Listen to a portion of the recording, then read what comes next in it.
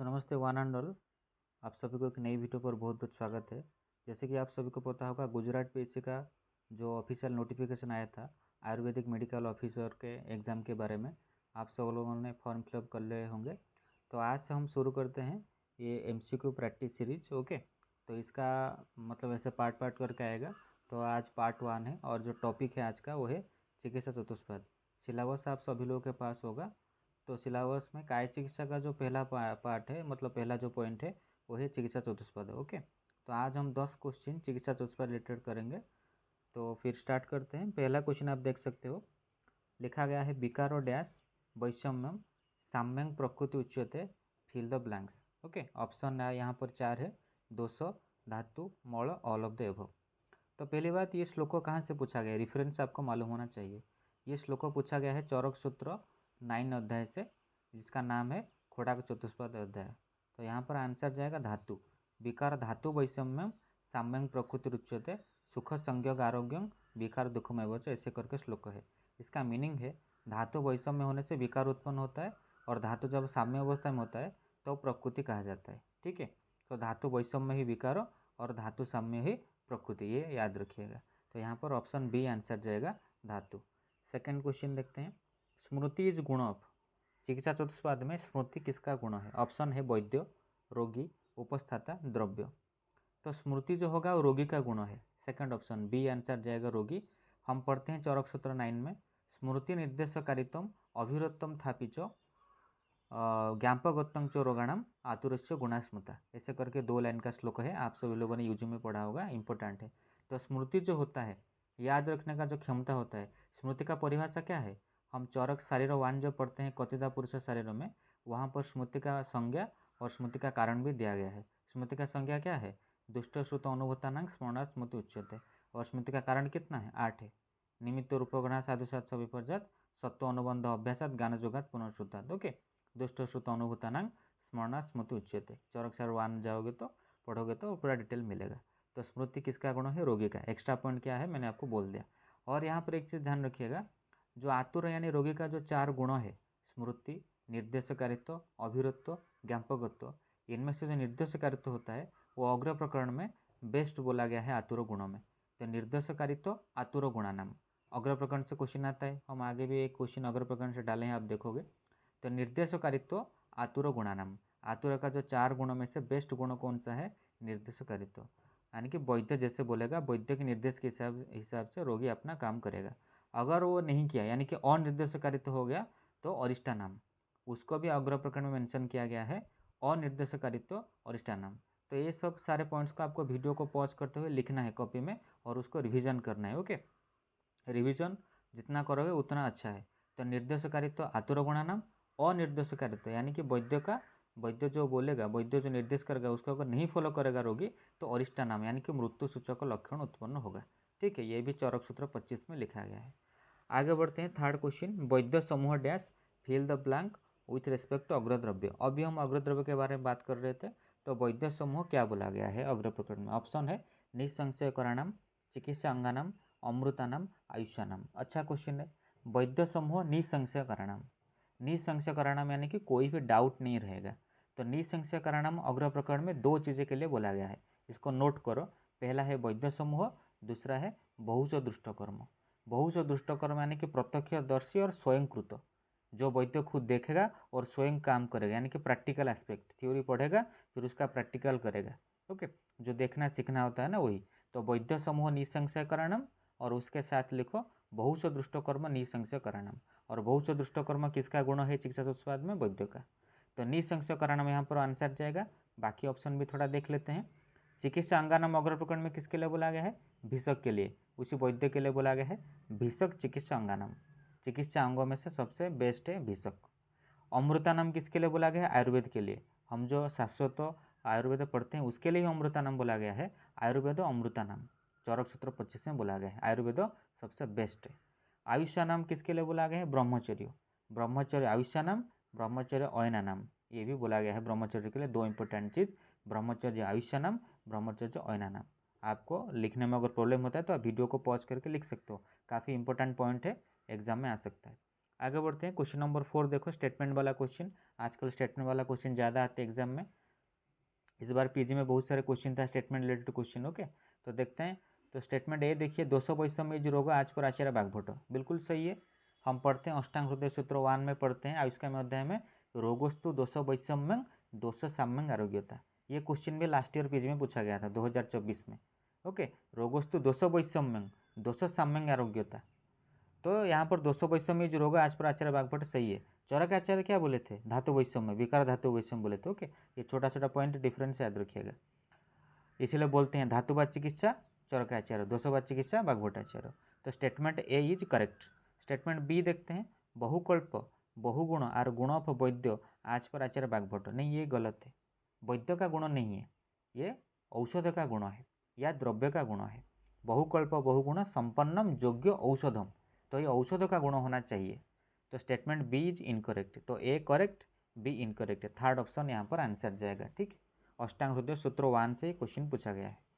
आगे बढ़ते हैं 5, match the following. Match the following question में पीजी में भी आता है, ओपीएससी में एमओ के एग्जाम में आता है, जीपीएससी आप जो एग्जाम दोगे वहाँ भी आ सकता है।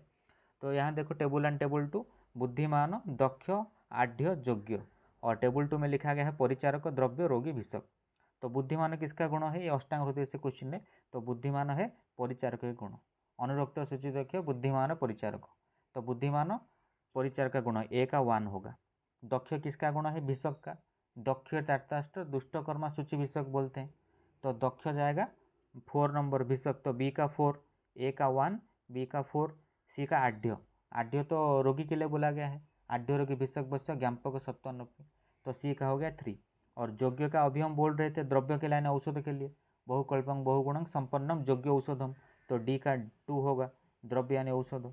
तो ए 1, बी 4, सी 3, डी 2, ऑप्शन थर्ड ऑप्शन यहाँ पर आंसर जाएगा। ठीक है, आगे बढ़ते हैं। Question number 6, find out correct option based upon following statements. तो पहले स्टेटमेंट पढ़ते हैं, फिर देखेंगे कौन सा ऑप्शन सही होगा कौन सा गलत है, देखते हैं। तो वैद्य हैज 4 वृत्ति, एकदम सही है। वैद्य का 4 वृत्ति होता है, मैत्री, कारुण्य, शक्य वृत्ति, उपेक्षा। चरक सूत्र 9 में लास्ट में लिखा गया है। उत्तम वैद्य हैज 6 गुण, ये भी सही है। विद्या वितर्क विज्ञान स्मृति तत्परता क्या जैसे ते षड्गुणातस्य न साध्यमति वर्तते, बिल्कुल सही है। ये 6 गुण हम यूजी में पढ़ते हैं, ये श्लोक को पूछा जाता है चरक संहिता भाइवा पर। तो ये दोनों स्टेटमेंट सही है, ए और बी सही है। सी जो स्टेटमेंट है चिकित्सा चतुष्पाद एक्सप्लेन इन षष्ठ चतुष्क, ना ये गलत है। चिकित्सा चतुष्पाद चरक सूत्र 9 में आता है। चरक सूत्र 9 से लेकर चरक सूत्र 12 तक जो 4 अध्याय है वो आता है निर्देश चतुष्क में, ना कि षष्ठ चतुष्क में। तो भेषज षष्ठ निर्देश हम जो सीक्वेंस में पढ़ते हैं, एक चतुष्पाद में 4 अध्याय, तो चरक सूत्र 9 आता है निर्देश चतुष्क का पहला अध्याय, तो यहाँ पर षष्ठ चतुष्क लिखा गया, गलत है। तो सी इनकरेक्ट है। डी देखते हैं, निर्देशकारित्व इज गुण ऑफ रोगी आज पर आचार्य बागभट्ट, नहीं गलत है। निर्देशकारित्व तो रोगी का गुण है, लेकिन आज पर आचार्य चरक होना चाहिए, बागभट्ट आचार्य नहीं बोले हैं। बागभट्ट आचार्य बोले आढ़ रोगी भिषक बस्य ज्ञापक 97। चरक आचार्य बोले जो हम सेकंड क्वेश्चन पे डिस्कस कर रहे थे, निर्देशकारित्व रोगी का गुण आज पर आचार्य चरक। तो सी और डी दोनों गलत है और ए बी सही है। तो यहाँ पर जो ऑप्शन 4 होगा ना, 4 जो है ऑप्शन है, सी एंड डी आर इनकरेक्ट, यही आंसर होगा। ठीक है, आगे बढ़ते हैं। 7 नंबर क्वेश्चन, आयुष्मान एंड आत्मवान और गुण ऑफ रेस्पेक्टिवली। ये बढ़िया क्वेश्चन है, यहाँ पर थोड़ा कन्फ्यूजन आ सकता है। आयुष्मान एंड आत्मवान, पहली बात ये क्वेश्चन पूछा गया है सुश्रुत सूत्रस्थान 34 से, जहाँ पर चिकित्सा चतुष्पाद एक्सप्लेन किया गया है, और उस अध्याय का नाम क्या है? युक्तसेनी अध्याय। तो ये दोनों के दोनों रोगी का गुण है, ऑप्शन सी आंसर जाएगा। आयुष्मान भी रोगी का गुण है, आत्मवान भी रोगी का गुण है। तो लगता है कि आत्मवान वैद्य का गुण है, तो रोगी एंड वैद्य कुछ लोग टिक कर लेंगे, गलत हो जाएगा।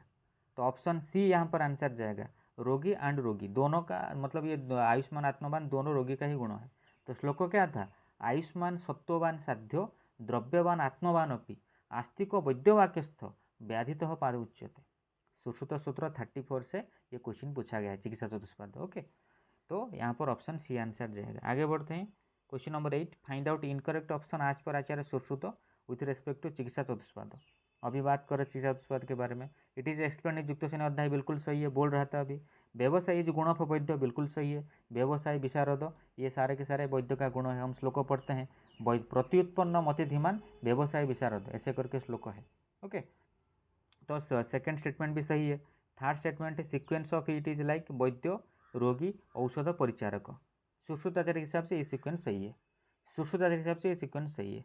और चौरक आचार्य हिसाब से क्या होगा और बागभट्टाचार्य क्या होगा, दोनों का बराबर है। चौरक आचार्य बागभट्टाचार्य का चिकित्सा उत्पाद का जो सीक्वेंस है वो सेम है। वो क्या है, वैद्य, द्रव्य, परिचारक और रोगी।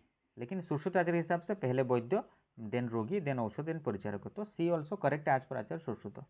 लास्ट स्टेटमेंट सत्ववान इज गुण ऑफ वैद्य, ये गलत है। अभी तो हमने पढ़ा कि सत्ववान रोगी का गुण है, सत्ववान वैद्य का गुण नहीं है। इसीलिए यहाँ पर क्वेश्चन पूछा गया कि लगेगा कि वैद्य सत्ववान होना चाहिए, मन स्ट्रांग होना चाहिए। वो तो सही है, लेकिन श्लोक में मेंशन नहीं है ना। तो वैद्य सत्ववान यहाँ पर गलत है, वो रोगी का गुण है। सत्ववान इज द गुण ऑफ रोगी, तो डी यहाँ पर गलत है। तो क्वेश्चन पूछा गया था फाइंड आउट इनकरेक्ट ऑप्शन, तो ऑप्शन डी यहाँ पर आंसर जाएगा, जो कि इनकरेक्ट है। आगे बढ़ते हैं, क्वेश्चन नंबर 9 एक इंपॉर्टेंट रेफरेंस क्वेश्चन है। आदर्श चिकित्सा रेफरेंस, आदर्श चिकित्सा रेफरेंस चौरक निदान 8 पर है, ऑप्शन बी आंसर जाएगा। जबकि चिकित्सा का जो परिभाषा होता है, चिकित्सा का जो डेफिनेशन होता है, उसका रेफरेंस अगर पूछा जाएगा तो यहाँ पर both A and C answer जाएगा, चौरसूत्र 9 और चौरसूत्र 16। लेकिन आदर्श चिकित्सा का जो रेफरेंस वही चौरक निदान 8। इसका मीनिंग क्या है, हम पढ़ते हैं श्लोक को, जो हम श्लोक को पढ़ते हैं, प्रयोग समयत व्याधि य अन्नम उदिरयत नाशो विशुद्ध शुद्धस्तु समयता न कोपेत। एक व्याधि का अगर समन करता है तो दूसरे व्याधि का कोपन नहीं करेगा, यानी कि बॉडी में कोई दूसरा साइड इफेक्ट कॉम्प्लिकेशन नहीं करेगा, वो है शुद्ध चिकित्सा यानी आदर्श चिकित्सा। चौरक निदान 8 में लिखा गया है। और चौरक निदान 8 पर 3 इंपॉर्टेंट रेफरेंस है, एक है आदर्श चिकित्सा, दूसरा है व्याधि संकर, तीसरा है निदान अर्थकर रोग। ये भी याद रखिएगा, अपस्मार निदान चैप्टर का नाम है, अध्याय का नाम है। वहाँ पर 3 इंपॉर्टेंट रेफरेंस है, आदर्श चिकित्सा, व्याधि संकर और निदान अर्थकर रोग। इसको भी याद रखिएगा, क्वेश्चन आता है। आगे बढ़ते हैं, last question of today's video, वैद्य वाक्य कृत एंड वैद्य वाक्यस्थ आर गुण ऑफ रेस्पेक्टिवली। तो इसका ये दोनों का पहली बात तो मीनिंग बराबर है। वैद्य वाक्य कृत का मीनिंग वैद्य जैसे बोलेगा उसी हिसाब से काम होगा, वैद्य वाक्यस्थ मीनिंग भी वही है, वैद्य जैसे बोलेगा उसी हिसाब से काम होगा। लेकिन ये दोनों चिकित्सा उत्पाद में किसका गुण है, तो यहाँ पर ऑप्शन देखते हैं, रोगी एंड परिचारक, परिचारक एंड रोगी, रोगी एंड रोगी, परिचारक एंड परिचारक। तो यहाँ पर सेकंड ऑप्शन आंसर जाएगा, परिचारक एंड रोगी। तो इसको कैसे याद रखोगे मैं आपको बोलता हूँ। वैद्य वाक्य तो दोनों में कॉमन है, वैद्य वाक्य इसमें भी है उसमें भी है। तो वैद्य वाक्य कृत जो है, कृत में क आ गया, परिचारक में क है, तो वैद्य वाक्य कृत परिचारक, ये आसान ट्रिक है, इसे याद रह जाएगा। और जो रहेगा वैद्य वाक्य तो वो हो गया रोगी, कहानी खत्म। ठीक है, तो ये यहाँ पर ऑप्शन बी आंसर जाएगा। तो इसी के साथ चिकित्सा उत्पाद का, जो कि आपका काय चिकित्सा का पहला पॉइंट था जीपीएससी सिलेबस में, 10 क्वेश्चन हमने अच्छे से डिस्कशन किए। आशा करता हूँ आप सभी को अच्छे समझ में आया होगा, आप लोगों ने नोट किए होंगे, उसका प्रॉपर रिवीजन करिएगा। आगे हम शॉर्टक्रिया काल के बारे में कुछ ऐसे 10 इंपॉर्टेंट क्वेश्चन लेके आएंगे। ठीक है, तो all the best and thank you so much. नमस्ते।